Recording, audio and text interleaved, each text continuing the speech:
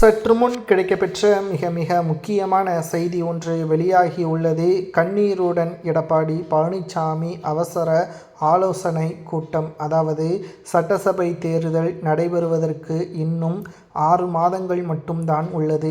இந்த 6 மாதத்தில் அனைத்திந்திய அண்ணா திராவிட முன்னேற்றக் கழகம் ஒரு பக்கம் வெற்றியடைய வேண்டும், மறுபக்கம் அதிமுகவை ஒருங்கிணைந்தால் மட்டும்தான் வெற்றியடைவது உறுதி என்று ஒரு பக்கத்தினர்கள் கூறி வருகிறார்கள்.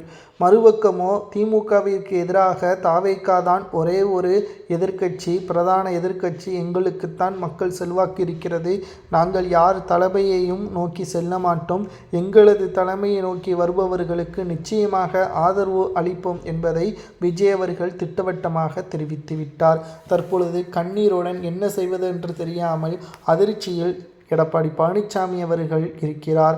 தற்பொழுது மாவட்ட செயலாளர்களையும் கிளை நிர்வாகிகளையும் அழைத்து ஆலோசனை செய்துள்ளார் எடப்பாடி பழனிசாமி அவர்கள்.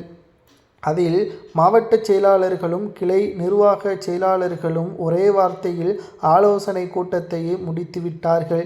தொண்டர்கள் அதிமுகவின் தலைமை ஒருங்கிணைந்தால் மட்டும்தான் கட்சி பணிகளை நாங்கள் மேற்கொள்வோம், இல்லை என்றால் கட்சியின் வேலைகளில் ஈடுபட மாட்டோம் என்று அழுத்தம் திருத்தமாக கூறிவிட்டார்கள். மாவட்ட செயலாளரோ மாஜி அமைச்சரோ எம்எல்ஏவோ களத்தில் இறங்கி வேலை செய்ய முடியாது, அதற்கு வாய்ப்பும் கிடையாது, சாத்தியமும் கிடையாது. தொண்டர்கள்தான் கள நிலவரத்தை மக்கள் மத்தியில் புரிந்து அதிமுக செய்த சாதனைகளை பட்டியலிட்டு மக்களை அதிமுகவின் பக்கம் கொண்டு வர முடியும். ஆனால் எடப்பாடி பழனிசாமி அவர்களிடம் தொண்டர்கள் கூறுவது ஒன்றே ஒன்றுதான், அதிமுக பழையபடி ஒருங்கிணைந்து ஒரே தலைமையின் கீழ் செயல்பட வேண்டும். அப்பொழுதுதான் மக்களிடம் நாங்கள் நிச்சயமாக அதிமுகவின் தொண்டர்களுக்குள்ளே பிரச்சனை இல்லாமல் ஒரே தலைமையின் கீழ் செயல்படக்கூடிய அதிமுகவாக மக்களை சந்திக்க முடியும், திமுகவிற்கு எதிராக பிரச்சாரங்களையும் செய்ய முடியும்.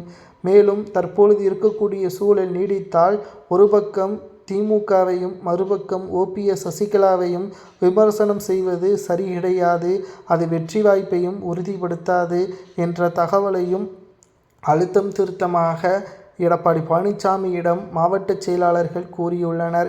இதனால் என்ன செய்வதென்று தெரியாமல் அதிர்ச்சியில் இருக்கிறார் எடப்பாடி பழனிசாமி அவர்கள். மார்ச் மாதம் நடைபெறக்கூடிய சட்டசபை தேர்தல் என்பது ஒட்டுமொத்த கவனத்தையும் பெறக்கூடிய தேர்தல். தற்பொழுது அதிமுகவில் ஓபிஎஸ் அவர்கள் டிசம்பர் 15ஆம் தேதி இணைய வேண்டும், இல்லை என்றால் ஓபிஎஸ் அவர்கள் எடுக்கக்கூடிய முடிவிற்கு எடப்பாடி பழனிசாமி அவர்கள் நிச்சயமாக